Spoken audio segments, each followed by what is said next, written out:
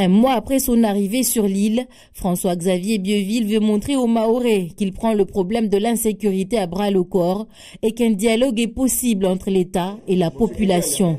Cela passe par cette première conférence sur la sécurité organisée par le préfet. Ce qui a été fait d'abord, c'est la multiplication des opérations coup de poing. Nous en avons fait 12 depuis mon arrivée, ce qui a permis d'interpeller pas loin de 80 personnes. C'est aussi s'attaquer à l'économie souterraine. Autour de la table, une délégation ministérielle, les conseillers départementaux et aussi les maires qui ont compris que tout le monde doit agir. Le maire de Sada a déjà pris des mesures. Ça fait déjà un moment, moi j'ai pris l'exemple tout à l'heure de ce que j'ai réalisé à Sada, notamment le rappel à l'ordre. Les 3 dernières années, j'ai vu et mes collègues plus de 300 parents et enfants qui ont commis des dégâts ou de la violence à Sada. Ces 300 personnes, normalement, c'était la gendarmerie de s'en occuper, on l'a fait.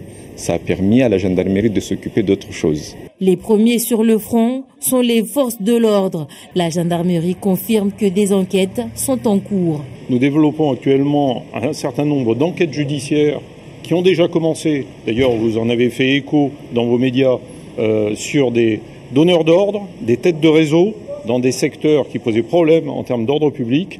Et les résultats que nous avons eus sont tangibles et sont visibles dans le quotidien.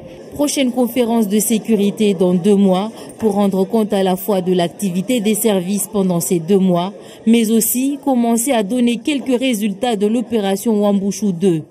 Une opération Wambushu 2 qui devrait débuter aux alentours du 15-20 avril prochain.